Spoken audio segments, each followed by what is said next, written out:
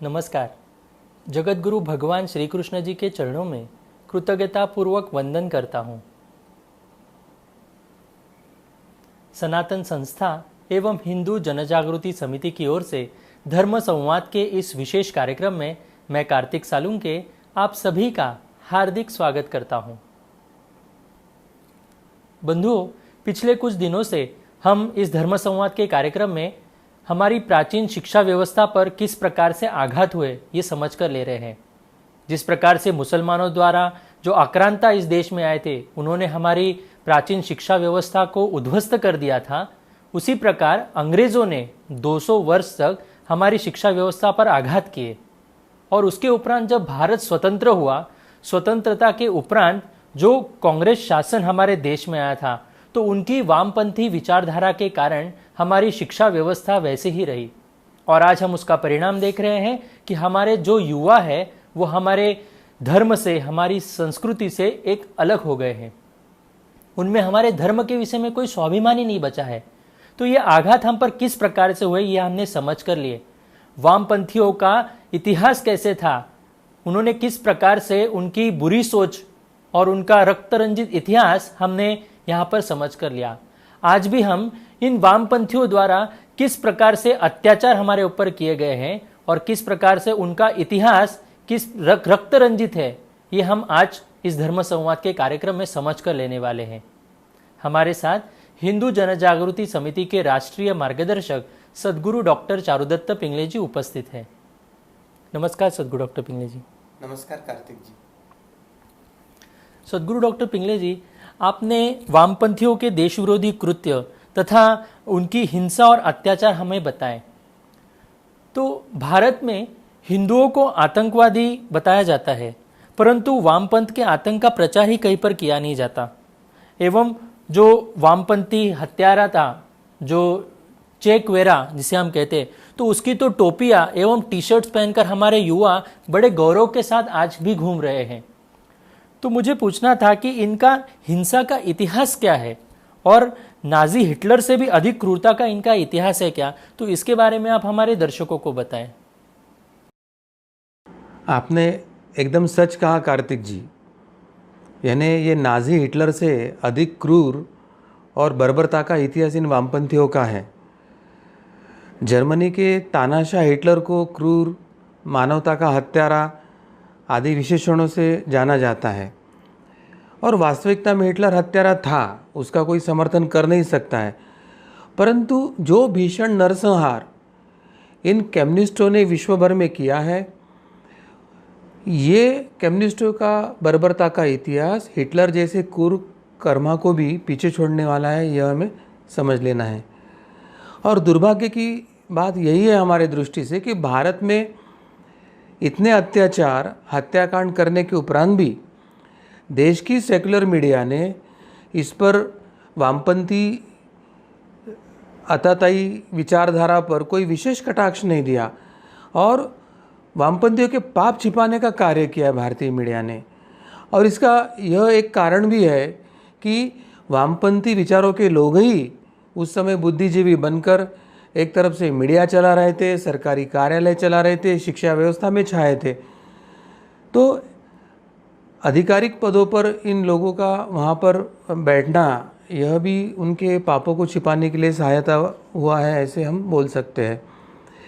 उन्होंने न केवल कम्युनिस्ट के पापों को छिपाया, बल्कि उन्होंने मुस्लिम राजाओं के बर्बर अत्याचारों को भी छिपाया। और केवल बर्बर अत्याचारों को छिपाया नहीं, तो इस्लामी आक्रांताओं को सहिष्णु बताकर उनका गौरव करने का, महिमा मंडन करने का कार्य भी इतिहास में इन वामपंथी लोगों ने किया है। जब भी कोई नक्सलवादी द्वारा की जाने वाली कोई क्रूर हत्याएं हैं या उसके अत्याचार के संबंध में कोई बात करता है, तो इन वामपंथियों की एक रट शुरू हो जाती है कि वो तो आतंकवादी है नहीं, वो तो शोषित समाज के लोग हैं, वो तो अपने अधिकारों के लिए लड़ रहे हैं। और ऐसे एक झूठा प्रचलित किया जाना शुरू होता है ना। एक तरह से हम पीड़ित हैं और अत्याचारों के विरोध में लड़ रहे हैं, ऐसा करके आतताई और आतंकवाद का समर्थन ये वामपंथी लोग भारत में कर रहे हैं। और ये जो वामपंथी का प्रभाव वाली मीडिया है, प्रशासन है, न्याय व्यवस्था है या ये राजनीति है, ये कुल मिलाकर वामपंथी बर्बर अत्याचारों को, उनके अतिरेकी कार्रवाइयों को, उनके हत्याकांडों को, उनके रक्त रंजित इतिहास को छिपा रही है। इसके साथ वो मुगलों के अत्याचारों को भी छिपा रही है। आतंकवाद हो, नक्सलवाद हो, अलगाववाद, चाहे उग्रवाद, यह सब नाम भेद है, परंतु उन सभी का काम तो केवल हिंसा करना और भारत के संविधान का विरोध करना ही है। और अगर वो हिंसा और भारत के संविधान का विरोध कर रहे हैं तो उनके विरोध में खुलकर आकर वामपंथी लोगों ने, चाहे मीडिया हो या शिक्षण क्षेत्र के हो या सरकारी अधिकारी तौर पे हो या प्रशासन के हो, उन्होंने विरोध करना आवश्यक था, तो वो ये लोग नहीं कर रहे हैं। इतना ही नहीं तो कम्युनिस्टों के हिंसा का इतिहास जब तक हम समझ कर नहीं लेते, तब तक ये कम्युनिस्टों का जो असली चेहरा है, हिंसा का चेहरा है, बर्बरता का चेहरा है, वो हम नहीं समझ पाएंगे। वामपंथ की जो वैचारिक परिधि है, उन परिधि में जो पनपी जो उनकी विचारधारा है, उन विचारधाराओं के कारण इतिहास यानी आज का पूर्व काल और वर्तमान, यह सभी काल वामपंथी के प्रभाव का है। वो हिंसा और रक्त से ही सना हुआ है। वामपंथी इतिहास ये एक रक्त रंजित ही इतिहास है। 20वीं शताब्दी में जब रूस में बोल्शेविक क्रांति हुई थी, उसके बाद से ही जहाँ जहाँ वामपंथी सत्ताधीन हुए, उन देशों में और क्षेत्रों में राजनीतिक हत्याओं और नरसंहारों की एक लंबी फहरिस्त चल रही है। भले ही एशिया से लैटिन अमेरिका तक साम्यवाद का विस्तार है, लेकिन कम्युनिज्म के अपराधों के बारे में बहुत कम विद्वानों का इस पर शोध कार्य हुआ है। और इस कम्युनिज्म का जो सच्चा इतिहास है, वो अत्यंत कम देशों में उसके बारे में चर्चा हो रही है। यह एक शोकांतिका है, इतिहास की शोकांतिका है। इतिहास मतलब सत्य, मगर जहाँ सत्य को छिपाकर इतिहास ही पाया जा रहा है, तो ये जो सिखाने वाला है वो इतिहास ही नहीं है, तो एक मनगढ़ंत कहानी है। यही हमें समझकर लेने की आवश्यकता है। और इनके दो प्राथमिक कारण हमें ध्यान में आते हैं। सबसे पहला कारण है कि साम्यवाद इतिहास का जो पसंदीदा बच्चा रहा है, और इस सिद्धांत को भारत में कभी भी संदेहपूर्ण दृढ़ता के साथ नहीं देखा गया, क्योंकि इतिहासकार बिरादरी जी थी, वो अधिकांश लोग स्वयं साम्यवाद के प्रबल समर्थक ही थे। तो जिनको इतिहास लिखना था और जिनको वामपंथ के काले कारनामे या रक्तरंजित हत्याओं की श्रृंखला लिखनी थी, तो लिखने के स्थान पर भारत के साम्यवाद के प्रबल समर्थक लोग ही बैठने के कारण उन्होंने सच्चाई सामने आने ही नहीं दिया और एक लुभावना चेहरा सामने लाया वामपंथ का, और उनका जो रक्तरंजित चेहरा था उसको उन्होंने छिपाया था। दूसरा महत्व का कारण यहाँ पे है कि कम्युनिस्ट शासन की गुप्त प्रकृति, यानी हर बात, हर षड्यंत्र को गुप्तता से करना, उसको छिपाना, इस प्रकृति के कारण उनके अधिकांश जो अपराध है या जो अपराध पीड़ित है, तो उनके अपराध उन अपराध पीड़ितों के साथ ही दफन हो जाते थे। बाहर के विश्व को वो पता ही नहीं चलते थे। 1990 के उत्तरार्ध में सोवियत अभिलेखागार जब खोला गया, उसके बाद कम्युनिस्टों के अत्याचारों का सच्चा इतिहास विश्व के सामने आया। तब तक वो दबाकर रखा गया था। इस अभिलेखागार का जो साहित्य था, वह कम्युनिस्टों के पापों का, कम्युनिस्टों के बर्बरता का, कम्युनिस्टों के वंश विच्छेद का, कम्युनिस्टों के नरसंहारों का एक मजबूत स्रोत बन गया। वर्ष 1999 में एक फ्रांसीसी इतिहासकार, जिसने कम्युनिस्ट नरसंहार के संदर्भ में एक शोध कार्य किया था, स्टीफेन कोर्तुइस, तो इस स्टीफेन कोर्तुइस की जो एक पुस्तक थी, कम्युनिज्म की काली किताब, ब्लैक बुक ऑफ कम्युनिज्म, अपराध, आतंक एवं दमन, प्रकाशित हुई थी। इस कालावधि में जिन्होंने कम्युनिज्म के रक्तरंजित क्रांति का, उनके काले कारनामों का जो पर्दाफाश किया था, तो उसमें से जो कई लेखक थे वो पूर्व कम्युनिस्ट ही विचारधारा के अनुयायी थे। मगर जब उनको वास्तविकता पता चली तो उन्होंने कम्युनिज्म का जो काला चेहरा है उसको दुनिया के सामने लाया था।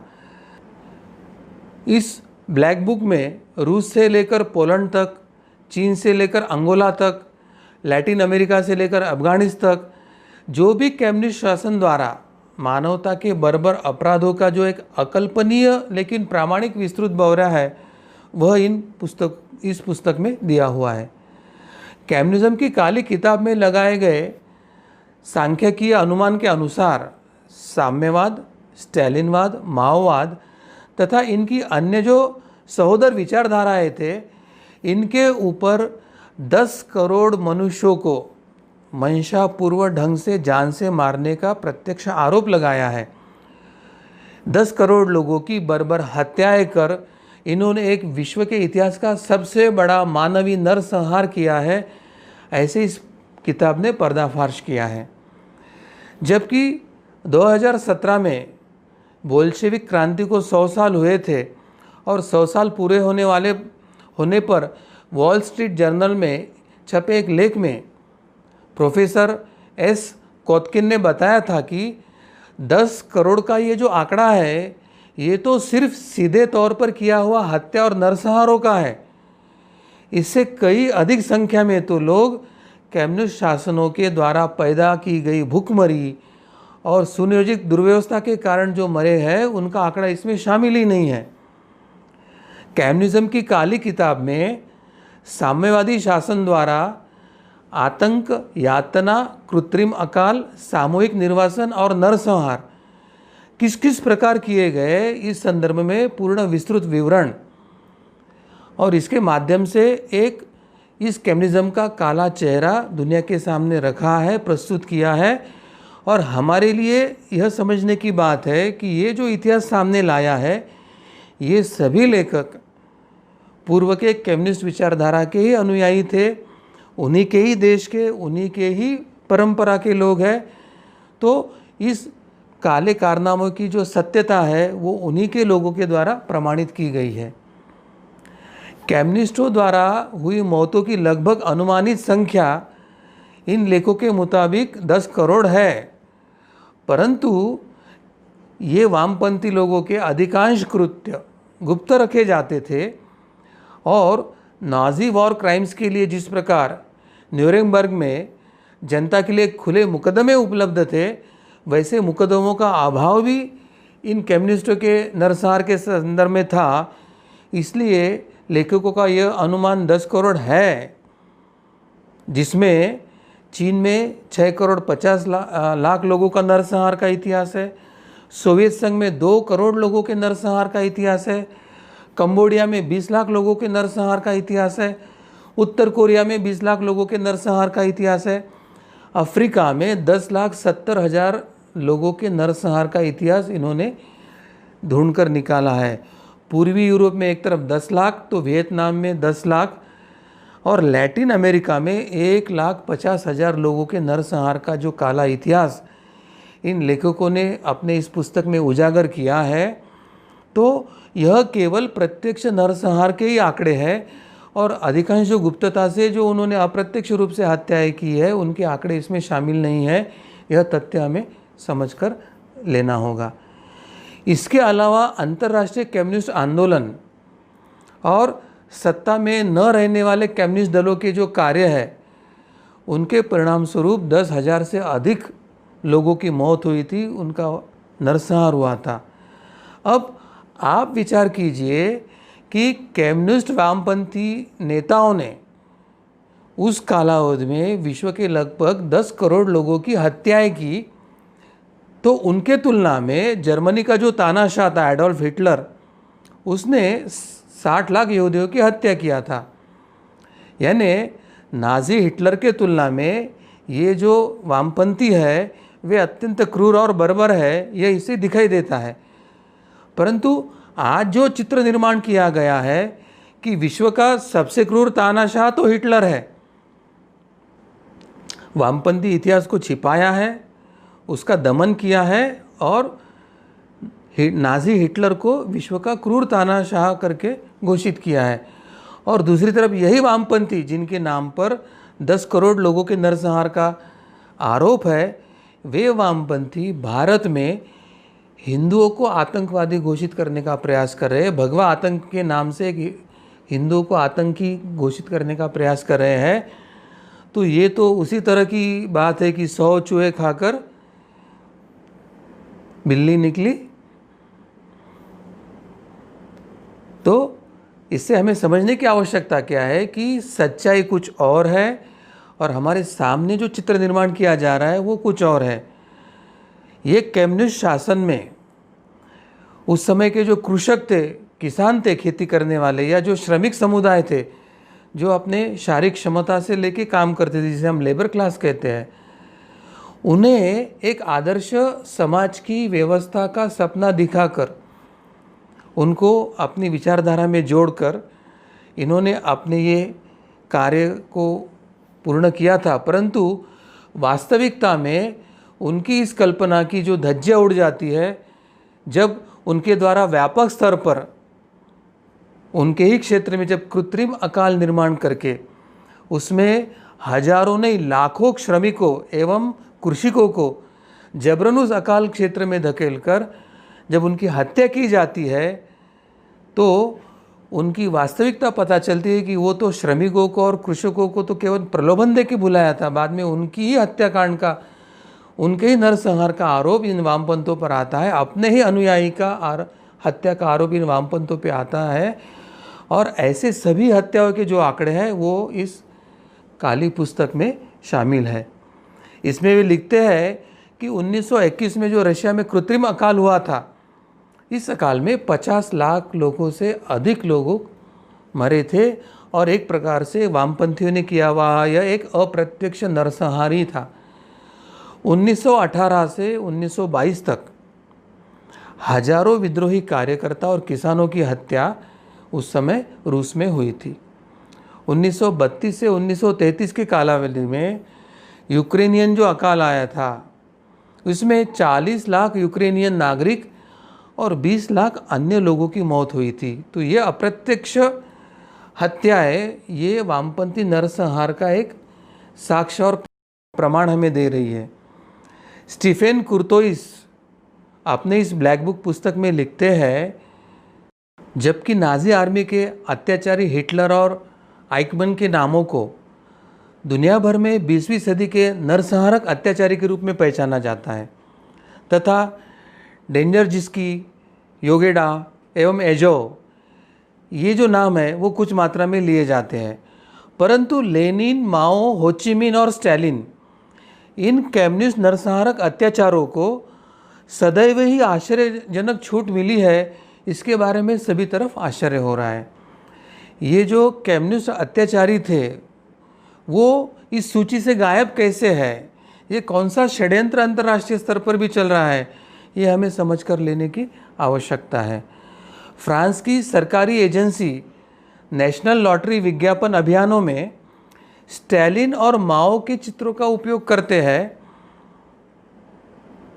क्या कोई विज्ञापन में नाजी, हिटलर या गोबेल्स का उपयोग करने के बारे में सोच भी सकेगा? कुर्तोइस अपने पुस्तक में आगे लिखता है कि जैसे विश्व युद्ध में हिटलर पर जीत में सोवियत संघ की भागीदारी हुई, उस विजय के आधार पर सत्ता हथियाने के लिए तथा अपनी योजनाओं को छिपाने के लिए कम्युनिस्टों ने उत्कट देशभक्ति को एक मुखौटे के रूप में उपयोग करना चालू किया था। इनके साथ ही इन कम्युनिस्टों ने इस युद्ध में स्वयं को रशिया के स्वतंत्रता के लिए शहीद बताने का नाटक किया, अपने उद्देश्यों को पवित्र कराने का छल किया। इससे वामपंथ के जो सभी आलोचनाओं को भी उन्होंने चुप करा के रखा है। कम्युनिज्म को फासिस्टवाद के विरोध में प्रचारित करने के कारण आगे ये फासिस्टवाद विरोधी मतलब साम्यवाद यह लेबल उपयोग करके उन्होंने विरोधियों का आक्षेप को उत्तर देने का प्रयास किया।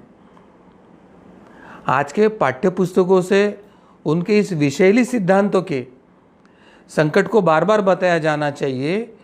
केवल एखादा उदाहरण देकर उनको उजागर हम नहीं कर सकते, उनके बारे में निरंतर बताने की आवश्यकता है।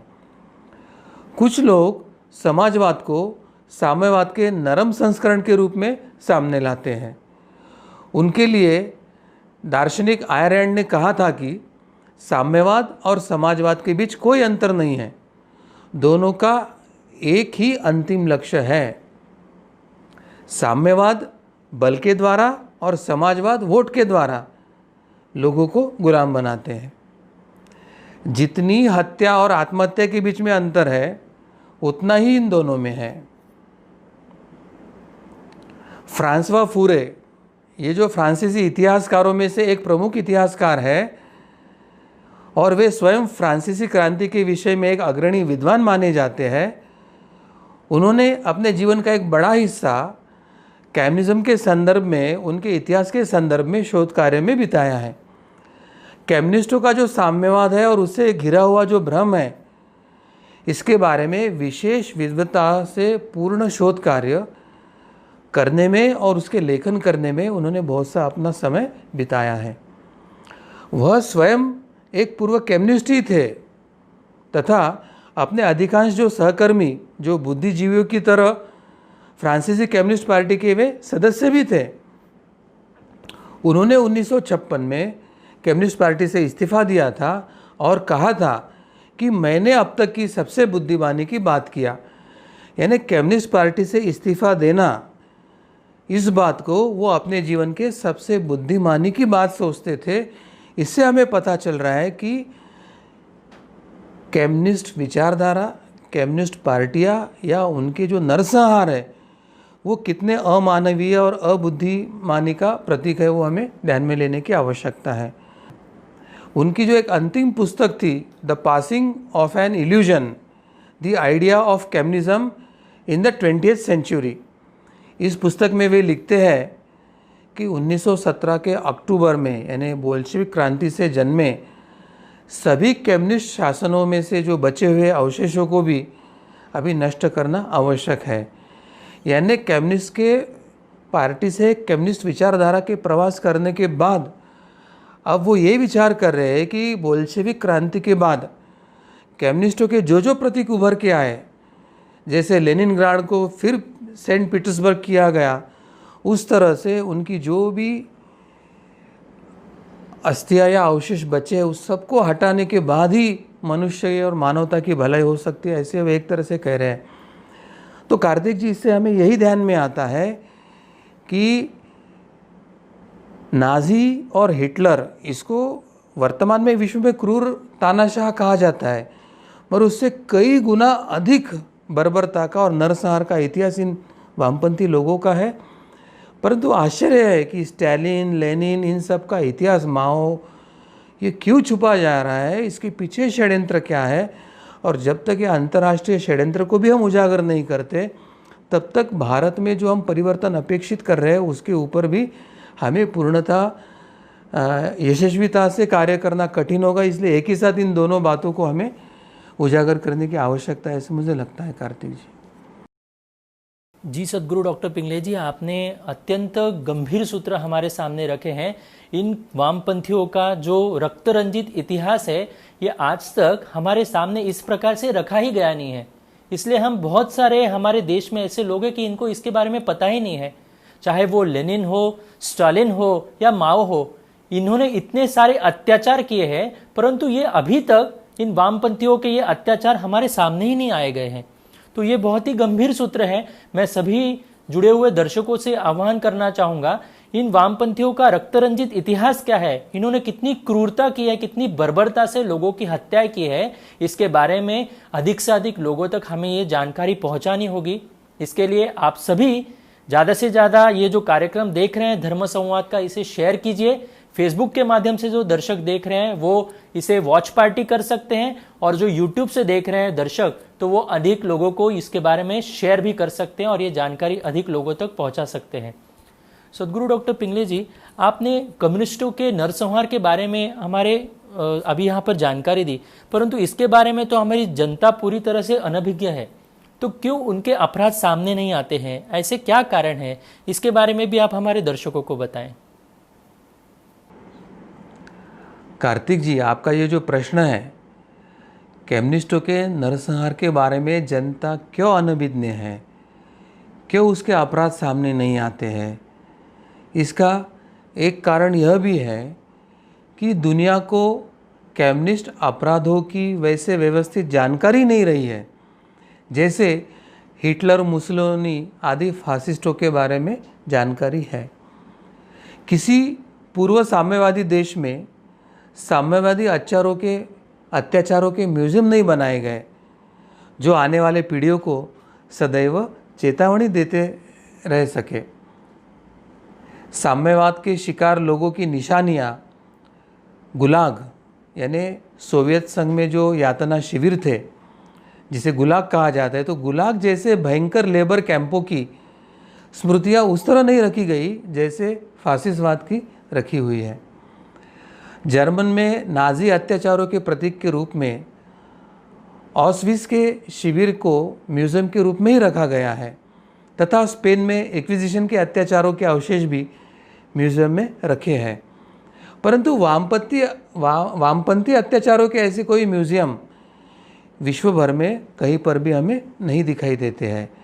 ऐसे कई कारणों से साम्यवादी इतिहास के जो मूल्यांकन के प्रति दुनिया भर के जो इतिहासकार हैं उनमें एक उदासीनता दिखाई देती है।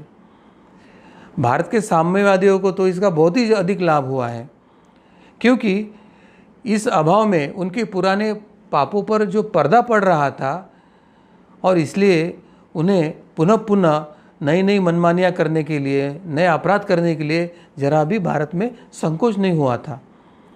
उनके विचारों, उनके सिद्धांत, क्रियाकलापों और उनके जो कोई ऐतिहासिक रिकॉर्ड थे, उन सभी बातें आज के तथाकथित शिक्षित या वेल एजुकेटेड जनता को भी मालूम नहीं है।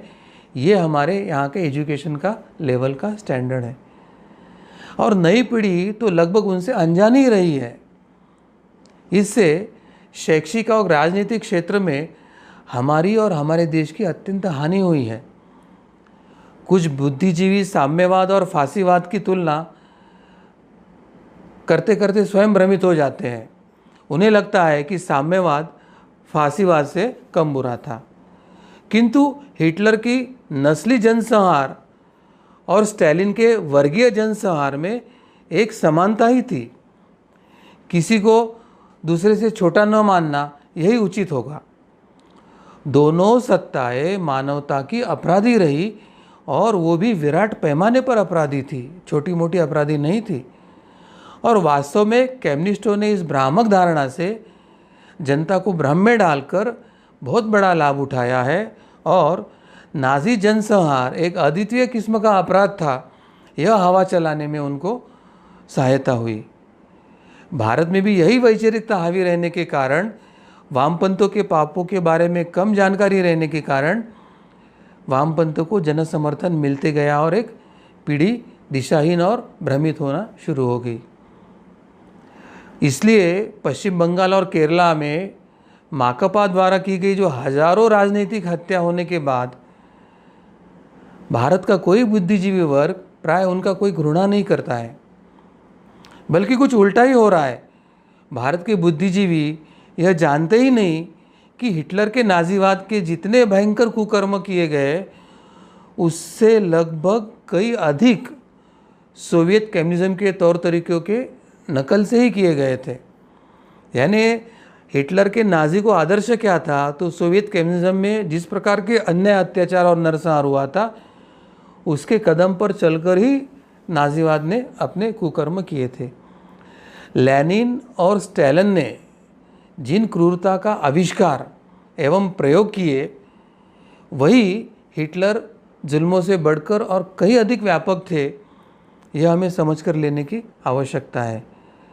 एक महान रूसी लेखक और जो इतिहासकार था सोल्जेनित्सिन, उसने अपने अपूर्व ग्रंथ गुलाग आर्किपेलाग, इसमें प्रामाणिक रूप से यह स्पष्ट दिखाया और उसने लिखा है, दमन, क्रूरता और यातना, इनके जो स्थूल और सूक्ष्म रूपों का अध्ययन करे तो जर्मनी या इटली के जो फासिस्ट है वो रूस या चीनी कम्युनिस्टों से निस्संदेह बहुत पीछे थे, बहुत पिछड़े थे, यह समझ में आता है। और क्रूरता और नरसंहार में ये रूसी कम्युनिस्ट नाजियों के कई कदम आगे थे। परंतु ये सब हम नहीं जानते हैं क्योंकि इसके बारे में कोई इतिहास और सत्यता और वास्तविकता हमें नहीं बताई गई है। और इसलिए चाहे वीर सावरकर से लेकर विष्णुकांत शास्त्री तक के अगर हम विचार करते हैं तो किसी भी हिंदू को फासिस्ट कह तो दिया जाता है, परंतु हमारे चाहे लेखक हो या पत्रकार हो, इसको विरोध में वो चू तक नहीं बोलते हैं। सोवियत आश्वित कैंप में जो कमांडेंट रुडोल्फ हेस ने अपनी आत्मकथा में लिखा है कि राइक सुरक्षा मुख्यालय ने सभी कैंप कमांडेंट को यानी रूसी यातना कैंपों से संबंधित पूरी रिपोर्ट समय समय पर भेजी थी। उसमें विस्तार से उन कैंपों के संगठन और कामों का विवरण लिखा गया था। उन्होंने इस बात पर विशेष बल दिया था कि कैसे रूसी कैंपों में कैदियों से जानलेवा और जबरन श्रम किया जाता है और इसके आधार पर पूरी की पूरी आबादियों को खत्म कर डाला जाता है। यानी इतना जबरन और अमानवीय श्रम किया जाता है कि उसमें उनकी मृत्यु हो जाती थी और पूरे वंश और विशिष्ट जातियों को ऐसे करके नष्ट कर दिया था उन्होंने। इस प्रकार किसी जाति, किसी समुदाय या राष्ट्रीयता को संपूर्णतः मार डालने का प्रयास 20वीं शती में पहले सोवियत संघ के कम्युनिस्टों द्वारा ही किया गया था। यह हमें समझ कर लेने की आवश्यकता है। और इस सोवियत के कम्युनिस्टों के कदमों पर कदम चलकर बाद में ये जर्मन या इटली का फैसिस्टवाद आगे बढ़ा था, परंतु फिर भी ये नाजी और फैसिज्म जो था वो कम्युनिस्टों की तुलना में बहुत पिछड़ा और बहुत बाल्यावस्था में था। जो नाजियों ने यहूदियों के साथ किया वही उससे काफ़ी वर्ष पहले सोवियत कम्युनिस्टों ने कुल को यानी उस समय के वहाँ जो धनी किसान थे उनके साथ किया था। लेकिन लेनिन के शासनकाल में पूरे रूस में कुलकों को यानी ये जो अमीर ज़मींदार थे उनको परजीवी या कीड़े कह करके उनके बाल बच्चों से लेकर तो उनके पूर्ण परिवार समेत सभी को निर्ममतापूर्वक मार डाला गया था। तो साम्यवाद का ये जो एक घिनौना चेहरा है, एक नरसंहार करने वाला, रक्त रंजित इतिहास बताने वाला ये जो चेहरा है, ये इतिहास में क्यों छिपाया गया, यह प्रश्न मात्र अभी तक अनुत्तरित है। यह भयंकर कारनामा तभी हो चुका था सोवियत संघ में जब दुनिया ने हिटलर का नाम भी नहीं सुना था। प्रसिद्ध रूसी लेखक वसीली ग्रोसमान ने कुलकों के बच्चों के बारे में लिखते हुए एक नोट किया है कि ठीक इसी तरह से बाद में जर्मनी में नाजियों ने यहूदियों के बच्चों को गैस चेंबर में डालकर मारा था। यानी गैस चेंबर में डालकर मारने की ये जो कृति है हिटलर की, वो उससे कई वर्ष पूर्व सोवियत संघ में सोवियत वामपंथियों ने प्रत्यक्ष कृति किया था। अतः यह कहने और करने में कम्युनिस्ट ही आगे थे कि विशेष वर्ग या समुदाय मात्र में जन्म लेने के कारण मानवता के कुछ हिस्सों को अपने जीने का कोई अधिकार नहीं होता है, ऐसे इनके कर्मों से हमें प्रतीत होता है। और चाहे वो निरपराध क्यों न हो, उनको जीने का अधिकार नहीं। ये एक जो विचित्र विचारधारा पहले साम्यवादी ये सोवियत वाले जो वामपंथी थे उन्होंने शुरू किया और बाद में हिटलर ने उसको कुछ प्रमाण में जारी रखा था। लेकिन लेनिन और स्टालिन आज भी हमारे देश के जो मार्क्सवादियों के उनके आदर्श है, जिनके नाम के आगे विश्व के सबसे बड़े नरसंहार और हत्याओं के लिए जिम्मेदार रखा गया है, ऐसे मार्क्स और लेनिन आज हमारे मार्क्सवादियों के आदर्श बन के बैठे हैं। इसके भयावह जो निहितार्थ है वह हमें समझना चाहिए। रूस और पूरे यूरोप में अनेक ऐसे लोग हुए जिन्होंने नाजी गेस्टापो यानी उनका जो गुप्तचर यंत्रणा थी, तो जिन्होंने नाजी गेस्टापो और सोवियत एमजीबी यानी वहाँ की वो गुप्तचर संस्था या सीक्रेट पुलिस कहा जाता था, वो दोनों के हाथों से यातना सही थी। उन लोगों ने जब अपने तुलनात्मक अनुभव बताए तो बताते समय वे कह रहे थे कि नाजियों का जो रुख था वो रूस वामपंथियों के अपेक्षाकृत नरम था। यानी ये जो सबसे मौखिक इतिहास है, जिन्होंने दोनों सोवियत के वामपंथियों की भी अत्याचार को सहा था और बाद में नाजी हिटलर की भी अत्याचार को सहा था, तो वो स्पष्टता से कहते हैं कि नाजियों का रुख सोवियत वामपंथियों की अपेक्षाकृत नरम था। एक रूसी पादरी वाई दिविनिच, उसके अनुसार गेस्टापो जानना चाहता था कि वह कम्युनिस्ट तो नहीं है ना, और अगर वो आरोप साबित नहीं हुआ तो वो उसे छोड़ दिया करते थे। यानी गेस्टापो का उद्देश्य केवल नरसंहार करना, हत्या करना ऐसे नहीं था, परंतु एमजीबी जो रूसी गुप्तचर पुलिस थी, उनकी रुचि कोई सच्चाई या तथ्य जानने के लिए नहीं थी। बस उनका एक ही सूत्र था, जिसे पकड़ लिया उसे छोड़ा नहीं जा सकता और उसको मारना है। यानी नाजी से कई अधिक रक्तरंजित इतिहास ये सोवियत वामपंथियों का है।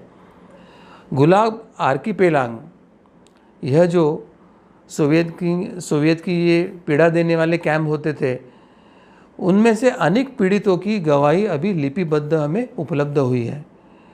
नीली टोपी वाले, यानी जिसे सीक्रेट पुलिस कहा जाता था, उनकी वो ड्रेस में नीली टोपी होती थी, वे कहते थे कि नीली टोपी वाले मामले गढ़ते थे और अपने शिकार को यातनाएं देते थे और यातना का अंत मृत्यु में हो जाता था।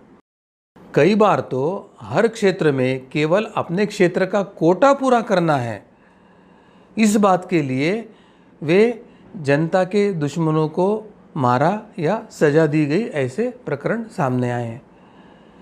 इस संख्या का बड़ा होना एक तरह से उन अधिकारियों के लिए पुरस्कार होता था या पदोन्नति से उनके जुड़ा होता था, तो हम कितने अधिक संख्या में मारेंगे इसके लिए अधिकारियों में होड़ लगी होती थी। और यातना देने के तरीकों में भी एमजीबी का नाजियों से कई ज़्यादा क्रूर और स्वेच्छाचारी पद्धति से वे ये करते थे। सर्वविदित है कि हिटलर के पतन के बाद जर्मनी में नाजियों पर मुकदमे चले और उनको सजाएं भी मिली थी, किंतु कितने लोगों ने यह ध्यान दिया है कि यह केवल पश्चिमी जर्मनी में हुआ, पूर्व जर्मनी में नहीं हुआ। और पश्चिमी जर्मनी में क्यों हुआ, पूर्व जर्मनी में क्यों नहीं हुआ, वो भी हमें समझ कर लेने की आवश्यकता है। तो पश्चिमी जर्मनी में वामपंथ की सत्ता न होने के कारण वहाँ पर जो सत्ता में लोग आए थे, उन्होंने 86,000 जो नाजी अपराधियों को सजा देकर उनकी इस बर्बरता का खंडन उस देश ने किया था।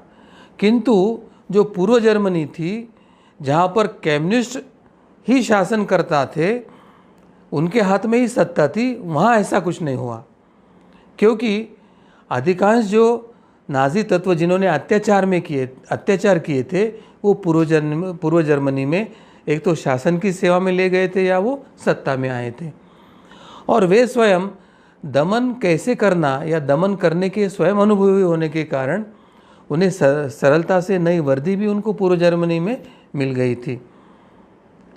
ठीक वैसे ही जैसे रूस में 1917 में कम्युनिस्टों की जब सत्ता बन गई थी, तो कम्युनिस्टों के सत्ता के पहले जो अनेक अपराधी और दुष्ट अफसर थे, वो तुरंत कम्युनिस्ट बन गए थे। और ये जो पुराने जो अत्याचारी और अपराधी थे, जो नए कम्युनिस्ट बने थे, तो उनका इस नए कम्युनिस्ट शासन को बड़ा भारी सहयोग मिला, बड़ा भारी सहारा मिला, क्योंकि ये ऐसे लोग थे वो बिना किसी नैतिक असुविधा के हर तरह के अत्याचार जनता में करने के लिए सक्षम थे, और जनता पर अत्याचार करके जनता पर नियंत्रण करने में वे सक्षम थे। तो ऐसे लोगों को ये सोवियत वामपंथी नए सरकार ने अपने इसमें शामिल करके एक दमन तंत्र, नरसंहार का तंत्र, एक मनुष्य के हत्याओं का सत्र सोवियत में शुरू किया था। तो यह एक जो मोटा सा तथ्य है, जो हमारे देश के इतिहास के प्रोफेसर तक नहीं जानते, तो फिर ये नए सामान्य पत्रकार या बुद्धिजीवियों की कौन क्या कहे। तो एक तरह से वर्तमान शिक्षा पद्धति में समाज शिक्षित हो रहा है, एजुकेट हो रहा है, और एजुकेट होने वाले एजुकेटेड इलिटरेट पीढ़ी निर्माण हो रही है। ये वामपंथी सच्चा इतिहास छुपाकर झूठा मनगढ़ंत काल्पनिक इतिहास कैसे थोप रहे हैं। काल्पनिक थेरिया जिसमें आर्यन इन्वेजन थेरी से लेके जो अनेक डार्विन के सिद्धांतों को लेके जो झूठे मनगढ़ंत कहानियाँ हम पर थोप रहे हैं, उसको आंखें बंद करके स्वीकारने वाला एक एजुकेटेड इलिटरेट या ब्लाइंड इलिटरेट पीढ़ी भारत में या विश्व में निर्माण हो रही, यह एक शोकांतिका है। हमको अपनी सतसत विवेक बुद्धि, अपनी दृष्टि को जागरूक करके विश्व के नए इतिहासों में जो संशोधन हुआ है, वो नए ग्रंथों का संदर्भ लेकर वामपंथी इतिहास की सत्यता को जानकर उनके काले कारनामा, रक्तरंजित इतिहास और नरसंहार का इतिहास को समझकर उसको उजागर करके उनका पर्दाफाश करने की आवश्यकता है। वामपंथी ये विश्व के सबसे बड़े अत्याचारी, बर्बर और नरसंहारी कौम है। भला ही आज नाज़ी और हिटलर को कहा जाता है, मगर ये उनके बाप नहीं तो दादा परदादा है, यह समझने की आवश्यकता है। और ये सत्य इतिहास जानकर ये वामपंथ जो हमारे शिक्षा में घुसा हुआ है, न्याय व्यवस्था में घुसा हुआ है, प्रशासन में घुसा हुआ है, मीडिया में घुसा हुआ है, राजतंत्र में घुसा हुआ है, और जो भारत में रहकर भारत का विरोध करता है, भारत में रहकर भारत का विरोध और चीन का समर्थन करता है, जो भारत में रहकर भारत का विरोध और पाकिस्तान और जिना का समर्थन करता है, जो वामपंथ भारत में रहकर कश्मीर के आज़ादी का समर्थन करता है और भारत के टुकड़े हो ऐसी इच्छा व्यक्त करता है, ये वामपंथी विचारधारा को अभी जड़ से उखाड़ कर हमारी पूर्वीय परंपरा, पूर्वीय विचारधारा, पूर्वीय धर्म संस्कृति को पुनर्स्थापित करके भारत को हिंदू राष्ट्र बनाना, भारत को विश्व गुरु बनाना, भारत में सुराज्य की स्थापना करना, इस सभी प्रक्रिया के लिए हमें कदम से कदम मिलाकर आगे जाना होगा। ये एक नया उत्थान पुनरुत्थान का एक अभियान हमें चलाना होगा। सबको हमको साथ में जाकर ये अभियान का झंडा में हाथ में लेना होगा। तो आइए हम सब मिलकर भारत के नव निर्माण के इस प्रक्रिया में सहभागी होते हैं। जैसे प्रभु श्री रामचंद्र जी ने राम राज्य की स्थापना किया था, एक आदर्श समाज व्यवस्था की उन्होंने स्थापना किया था, उसी तरह से एक आदर्श नागरिक, एक आदर्श समाज, एक सहजीवन, परस्पर मान सम्मान और परस्पर सहजीवन की शांति और आनंद की सुजलाम सुफलाम ऐसे देश की निर्मिति के लिए हम प्रयास करेंगे। और यह सब प्रयास करने के लिए ईश्वर हमें सद्बुद्धि दे, बल दे, ऐसी प्रार्थना करते हुए मैं मेरे वाणी को यहीं विराम देता हूँ। जी सद्गुरु डॉक्टर पिंगले जी, आपने महत्वपूर्ण सूत्र हमारे सामने रखे हैं। कम्युनिस्टों का जो इतिहास है वो आज हमें इस धर्म संवाद के माध्यम से हमें समझ कर लिया, और अधिक से अधिक लोगों तक हमें ये जानकारी पहुंचानी चाहिए उन्होंने किस प्रकार से ये अत्याचार किए हैं, लेकिन ये हमारे सामने क्यों नहीं आ रहे हैं, इसके कारण भी हमने जान कर लिए हैं। तो ये जो कारण है ये हम समझ कर लेंगे और अधिक से अधिक लोगों तक इसे पहुंचाने का प्रयास करेंगे। यह कार्यक्रम देखते समय यदि आपके मन में कुछ प्रश्न हो या आपके सुझाव हो तो आप अवश्य कमेंट बॉक्स पर लिखकर दे सकते हैं। भगवान श्री कृष्ण जी की असीम कृपा से धर्म संवाद के इस कार्यक्रम को अभी हम यहीं पर विराम दे रहे हैं। भगवान कृष्ण जी के चरणों में कृतज्ञता व्यक्त कर आज के इस धर्म संवाद को यहीं पर विराम देते हैं। नमस्कार।